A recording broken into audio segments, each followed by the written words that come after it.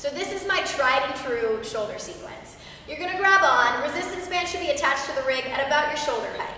I'm gonna grab on in through the wrist and then step away. As I step away, it should feel like the resistance band is kind of taking my shoulder with it. I'm not trying to pull on the band. As my hand is flexed, I allow myself to externally rotate. That's elbow pit faces up, and then let your head tilt away.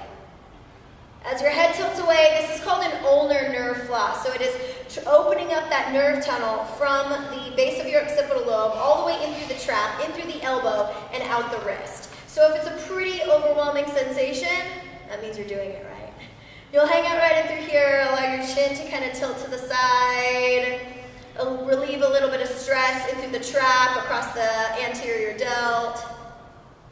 And then from there, let's get in through the pec. So you'll hold on to it, externally rotate, and then we'll start to lean away. I take an inhale and grow tall. And then exhale. I pull away, thinking that I want my pec to lengthen and roll back so I can find better posture. After about 30 seconds or so here, then you can internally rotate. Internal rotation means rolling the shoulder down. From there, I can kind of roll in through here. If you have a really fiery sensation on the top of your delt, you're not alone. You're doing it correctly. About 30 to 45 seconds, kind of easing in and out. And then from there, we're back to external rotation. And then let's get into the lats. So now you will face the resistance band. You're going to step back, you're going to hinge forward, your butt's in the air. At first it's just a stretching through the lats, and then I lean over. From there, I plug my shoulder down into its socket. I'll do that 5 to 10 times. And what we're really doing is it's not enough to just strengthen the lat. We want to make sure that we are active in through the lat. Let's say we're doing pull-ups. Let's say we're pressing up over our head. Not only does the lat need to be long, but we need to be able to roll the shoulder down the back and activate that triangular slab of meat that we got going on. So here we are. I bring it on through. I open myself up. I let it stretch, and then I plug the lat back down. After that, we're going into my personal favorite. It is internal rotation of the shoulder. Most people are pretty tender on this internal rotation.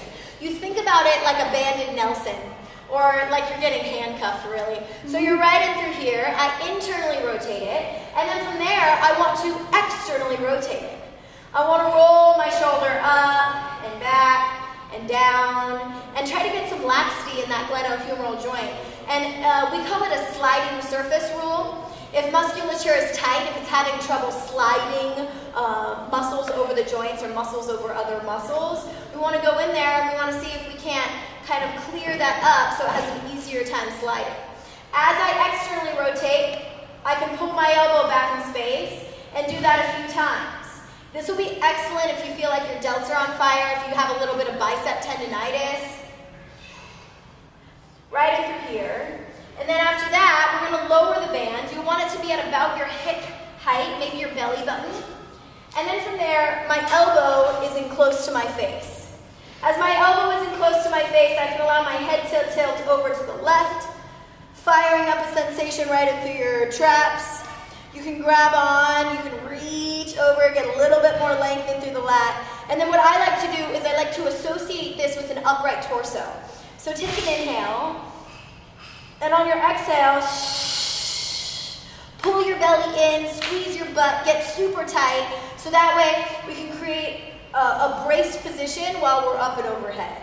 So I'm here, my elbow, my bicep is in line with my ear, I squeeze my butt, I pull my ribs down, my inhale releases, my exhale pulls it on down, and then now here's my favorite part. You'll bring yourself out of there, and then you'll reach your arms up over your head. And you'll notice that you just got inches taller in through that right fingertips. You'll also notice from the side, the ability for my right shoulder to plug back into its socket. I'm much easier at getting my bicep in line with my ears. You can also do it from the side. I'm here, my shoulders plug back into their sockets, and then boom. Look at that, fingertips a little longer. So it's not just about opening up and through the chest. We don't want to just stretch tight musculature. We want to strengthen weak musculature, right? Right. Makes sense. So you're going to bring yourself first into kind of of a assessment of how tight your backside is. So go ahead and go into that classic rhomboid stretch where you're kind of facing the camera. You'll bring yourself over. If you want, you can kind of trap this arm on top, get a little stretching through that anterior delt, get a little bit more stretching through the rhomboids. And then we want to focus on plugging the scapula back into its socket. And the muscles that are responsible for that are your serratus anterior and your subscapularis. So this is kind of going to work that out. Go ahead and come on out, and then just face the rig. Step back so you got adequate resistance on the band. Keep your shoulder plugged back, and then from there, you're going to protract and retract. Protract, pull away, retract, pull towards. Good. Try not to bend through the elbow. Let it all be concentrated and isolated in through the serratus anterior and the subscap right here and through here. Yeah. This is a posture improver, really, because the more that we can activate it through these lower trapezius and lower rear delts and teres major, teres minor, then it'll kind of heighten our ability to lift our pull our shoulders back and lift our chest. Yeah, really nice. There you go, good. Come on out of there, and then just let yourself just face the camera. Try not to think about it too. Resistance band out, hands out. Good, and then just go ahead and stand right in through there. As I look right at you, I can see this shoulder drops down. Can you not see it? It's pretty cool. This shoulder now pulls back into its socket. Now we also kind of got to work on the fact that I can see all 4 of your fingers. You got a little internal rotation work that we got to work on. But for now, at least the shoulder is pulled back into its socket. Great job, Sean. Nice job. Thank you. Yeah.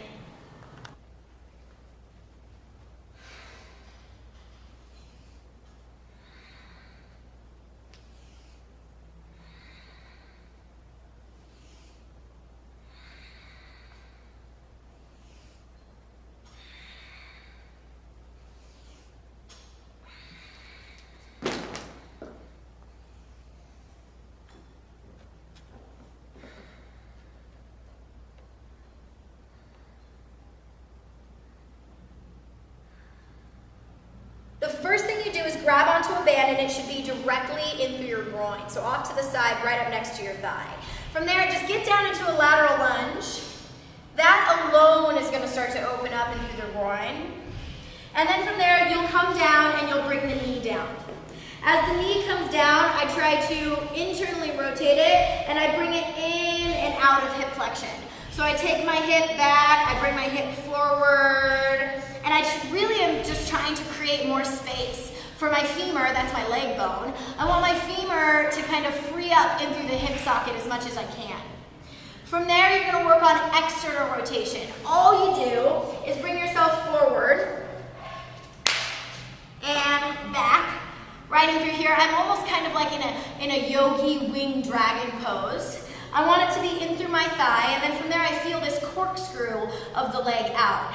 If I had a little super buddy, I might ask them to kind of push a little bit more on the resistance band, push it down, woohoo, rocking side to side, and really allowing the external rotators of the hip and that glute med and glute max to stretch out. I'm right in through here, enjoying myself. Should take you about 2.5 minutes to get through the whole sequence. Have fun. Each leg, that is. One leg more.